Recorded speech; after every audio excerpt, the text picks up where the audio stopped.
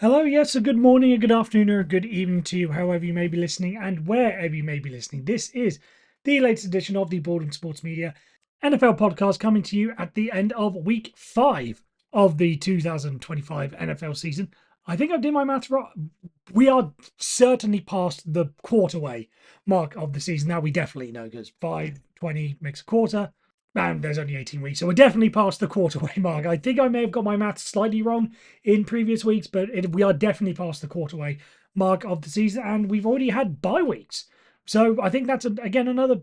I don't want to say big sign, but another sign that the stage of the season when teams start having buys and then they get to utilize that however they wish. If it's getting players back from injury or if it's making some few tweaks, it's always important steps of the season when teams get their bye week. So we are officially we're in full swing of the NFL season at this point, and this podcast will be in full swing in a couple of seconds. But first, I need to do the admin, which is as simple as saying thank you very much for listening. Don't forget to like and subscribe on YouTube. Don't forget to leave comments, hit the bell, all those things you need to do wherever you are listening, which is only on YouTube these days. So a bit pointless to say wherever you're listening. And as always, if you're a returning listener, then thank you very much for your continued support. And before we take one step further, don't forget to follow us on all of our social medias. We are at Baldwin Sports Media on YouTube, Instagram, and TikTok. And we are at MRB Sports Media on Twitter. So feel free to give us a follow on that as well.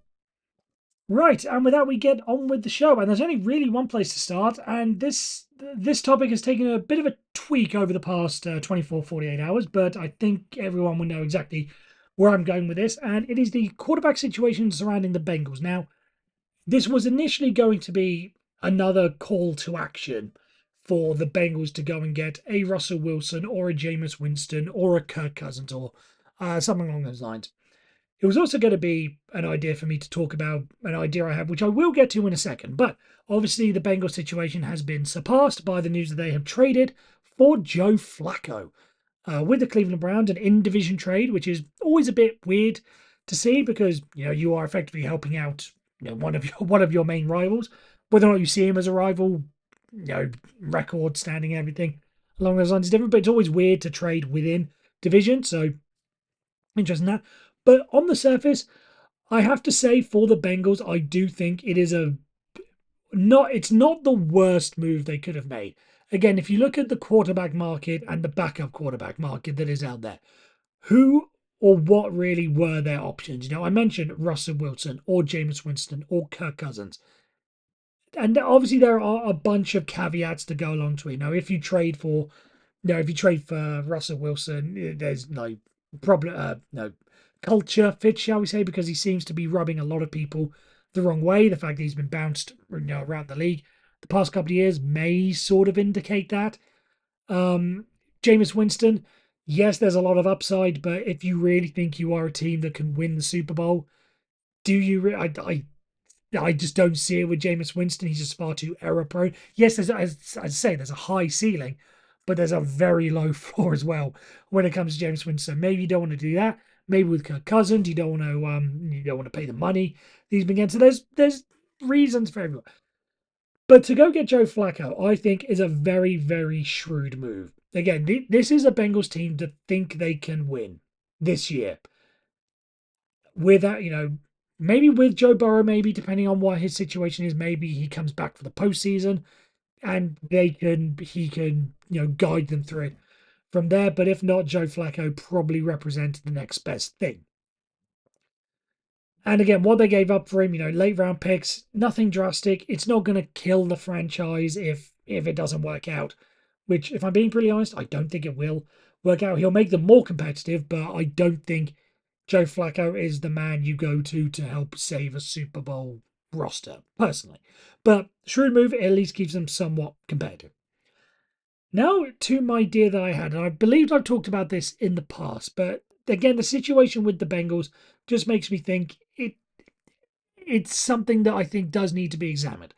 And that is rather than sticking with the situation that the NFL and indeed this can go across all North American sports, rather than sticking with the trading situation that we have, I think the NFL needs to bring in the loan system.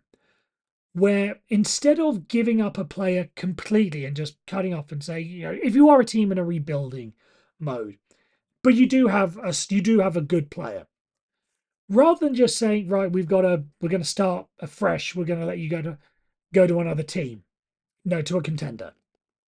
Keep that same scenario, but I don't think you should be forced to just completely get rid of that player, just a clean break, as it were. So what happens in other sports is you have a loan.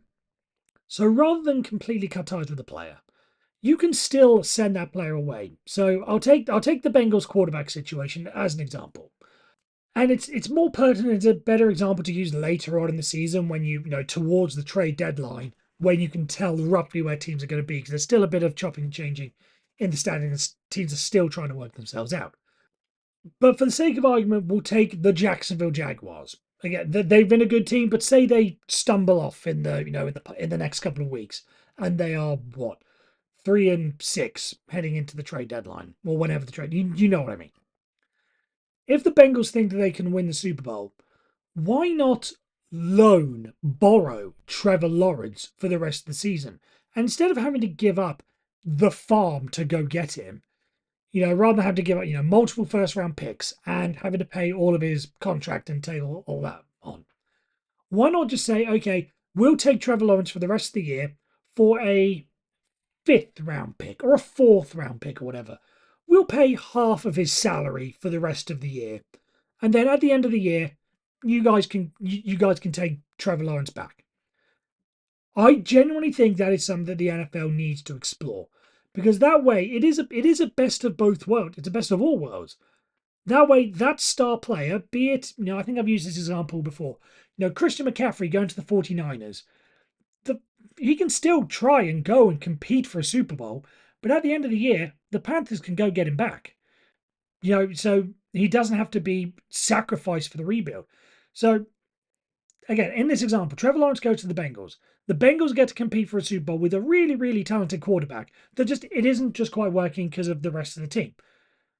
The Bengals get to compete. Trevor Lawrence gets to compete because he's in a franchise that, they've had some good years, but historically you don't necessarily put them as Super Bowl contenders.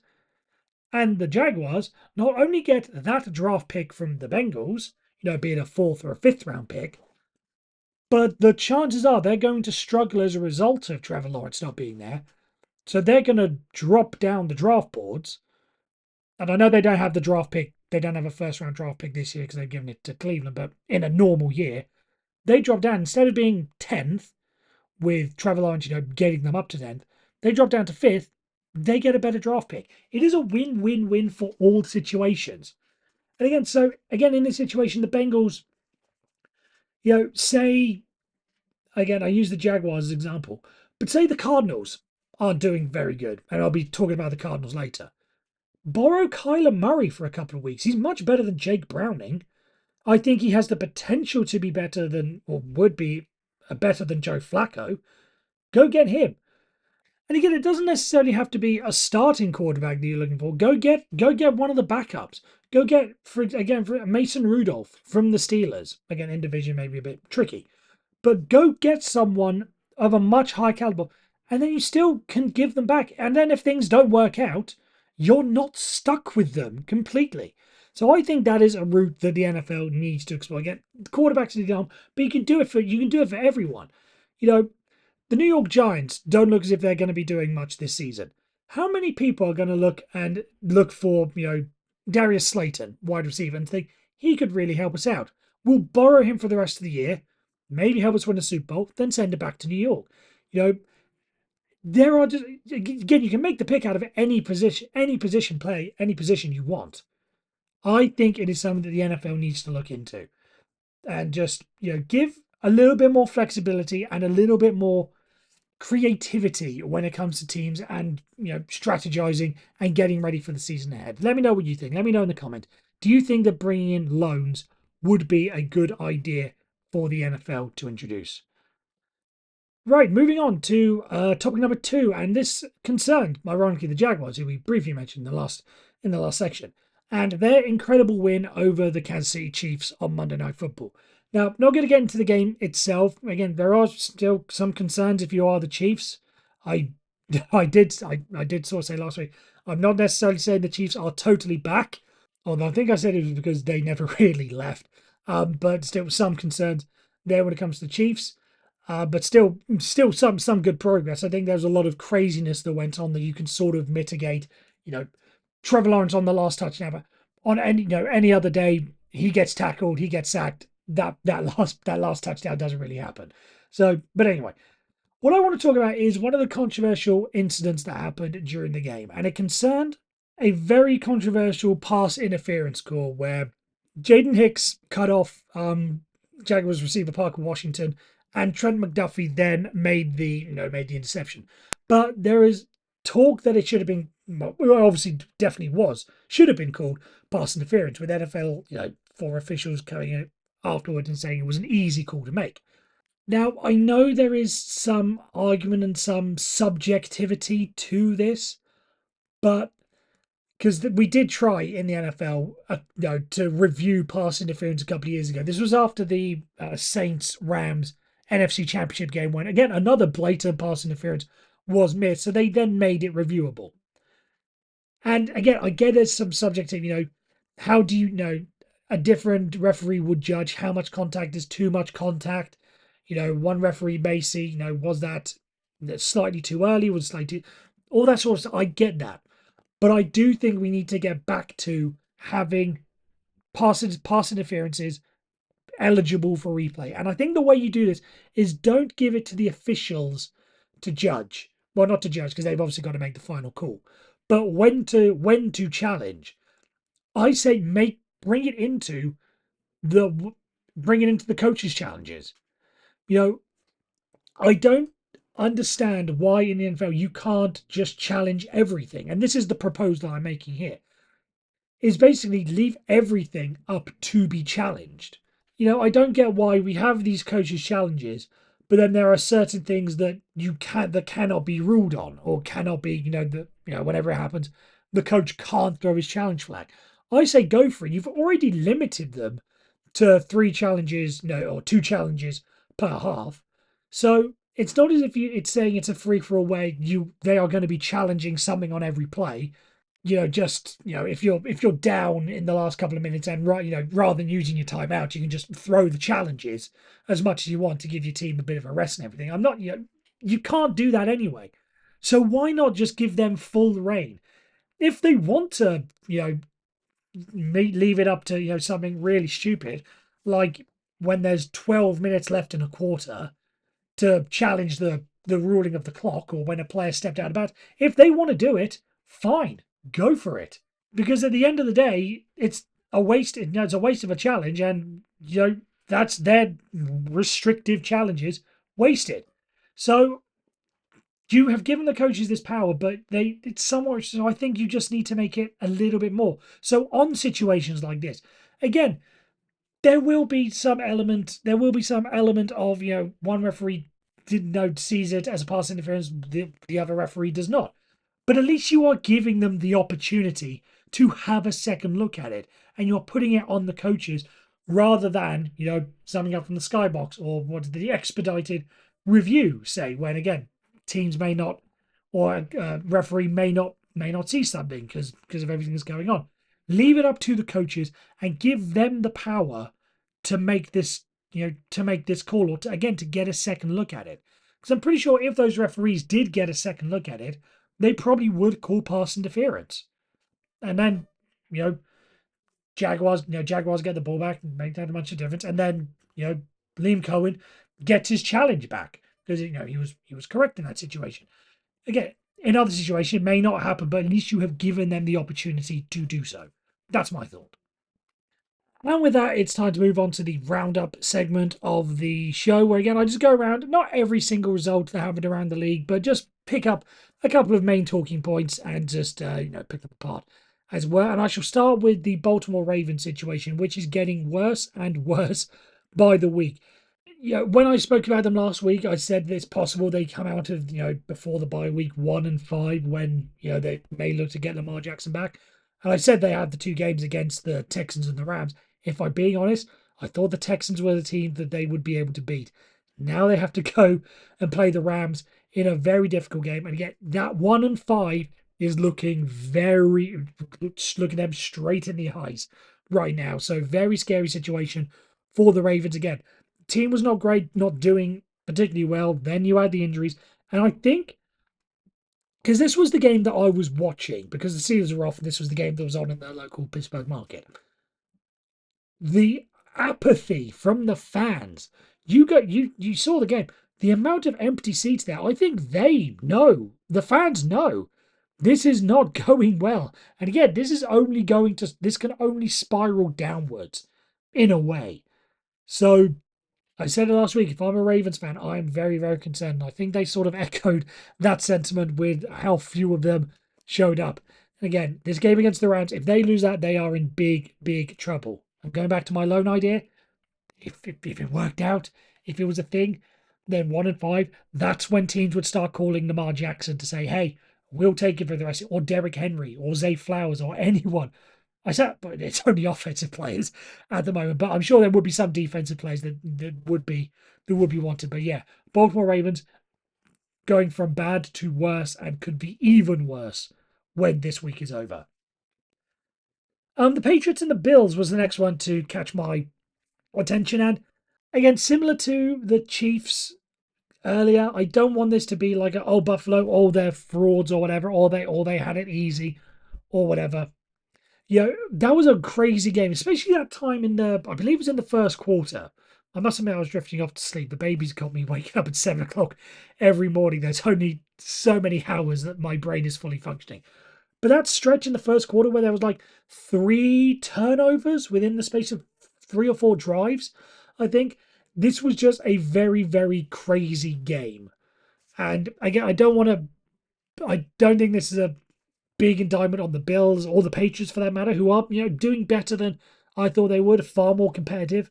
So again, I don't want this to be, this is the downfall of the Bills or anything like that, or Josh Allen. Oh, we can't get it done in prime time, big games. Or I don't buy that for a second. I think it's just, again, a crazy game. One of those goes the other way. It doesn't really quite work out that way. So again, no concerns there for the Bills. The Arizona Cardinals, and I think we can officially put Jonathan Gannon on the hot seat. Now, the loss is one thing. The manner in which it happened is also another thing. But the situation surrounding Amari Demercado, rather, I think that's another situation where I think he may be losing. He may have lost the dressing room because one, the fact that the play itself, if you have a player that is able to or that does that, I think that does speak. I think that does speak to the coach.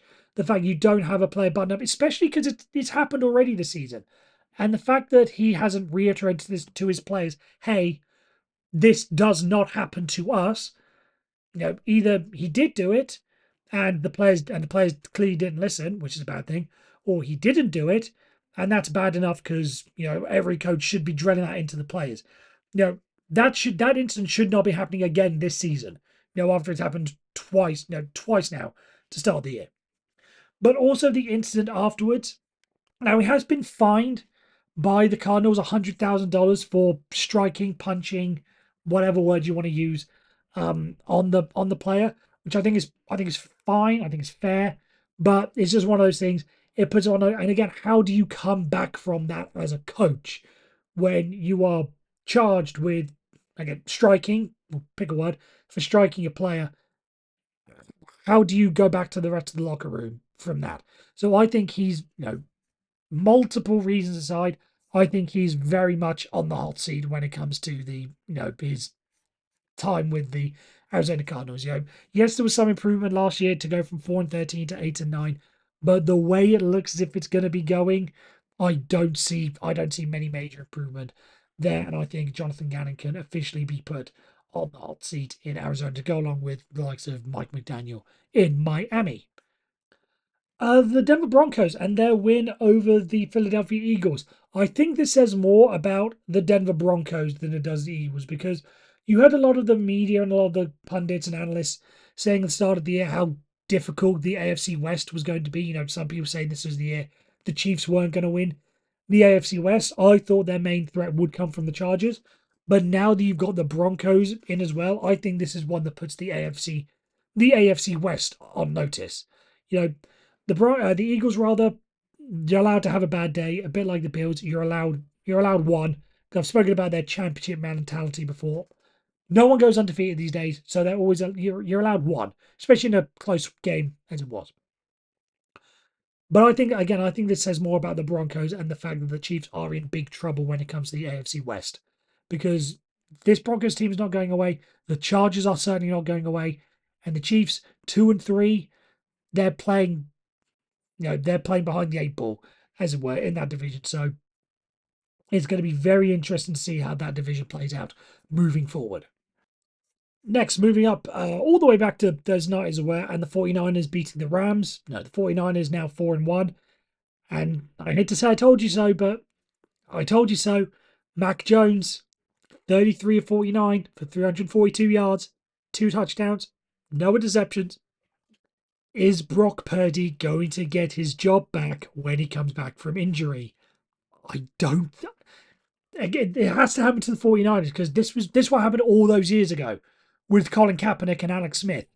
Like, Alex Smith was the guy, he gets injured, Colin Kaepernick comes in and plays so well, you could not bench him. I think that situation is going to play itself out again. If Mac Jones keeps going the way he does, the 49ers are in, well, not necessarily in big trouble, because it's a good situation to have, but how are they going to keep the two of them happy? Because Brock Purdy was a starter, he's been paid as a starter, but Mac Jones playing the way he does, he's not gonna take being benched all that lightly. So big, big issue coming down the line for the 49ers. And finally, sticking out west, where the Seahawks took on the Tampa Bay Buccaneers.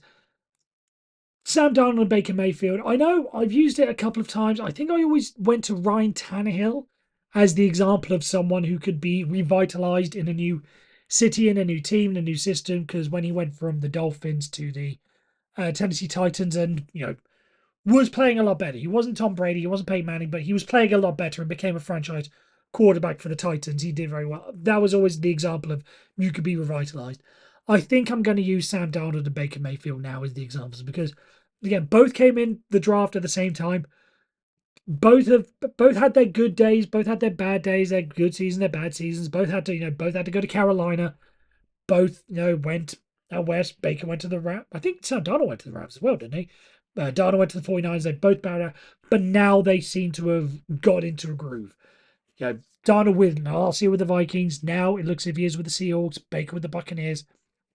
I just think it's great to see those two and put on an absolute show that they did in that late window game on Sunday. So I think very good to see. And again, just goes to show that some quarterbacks may just need a little bit more time, and some of them, it may just be the system. So don't give up on your quarterbacks too early, because otherwise they will just go and torch you for another team. And actually, talking about giving up on people too early, kind of leads me to my away from the NFL story for the week. Now, this comes from the world of football, from the world of soccer, and I don't quite know how to preface this for the American audience. Most people who pay attention to soccer will know what I'm talking about. But Watford, who are a team in the English Championship, which is the second tier, the one below the Premier League, are set to appoint their 15th manager, their 15th head coach, in the past 10 years. Now, I didn't picture this. We may talk about how, like the Jets always go through quarterbacks, or there are some teams that cycle through head coaches or whatever. But has anyone in the NFL gone through 15 of the same position? Well, the Browns are the quarterbacks. In fact, they may be the only ones, with that shirt that everyone makes fun of, to go through 15 of something in 10 years, especially head coaches, because quarterbacks, injuries, suspensions, bad form, trade away, whatever. It's rare, but it can happen. But to go through 15 head coaches in 10 years, it's just baffling. That shows you how many of them last a full season. Not a lot. So I just think it's absolutely insane. Go and check out if you can, like the list of managers and how long some of them stay in the. Some of them literally only stay for 2 games, and not in an interim fashion. These are full time appointments, and then they decide, nope, we're done with you. We're going to move on. And indeed, we are going to move on because that is the end of the show. I want to thank you, as always, thank you very much for listening. Don't forget, like, subscribe, leave comments, hit the bell notification on YouTube so you're alerted for whenever a podcast comes out. And honestly, again, with the kid, this isn't going to always be an exact science and be released at the same time every single week. So that bell icon is very important for this. But yes, don't forget to do that. And as always, don't forget to follow us on our social medias at Baldwin Sports Media on YouTube, Instagram, and TikTok. And on Twitter, we are at MRB Sports Media. So give us follows and likes on there as well. If you're new, then thank you very much for listening. I hope you do come back. And if you are a returning listener, then as always, thank you very much for your continued support. We will be back next week to discuss week 6 of the 2025 NFL season, where hopefully there will be plenty more to talk about both on and off the field. So until then, take care, and as always, stay safe.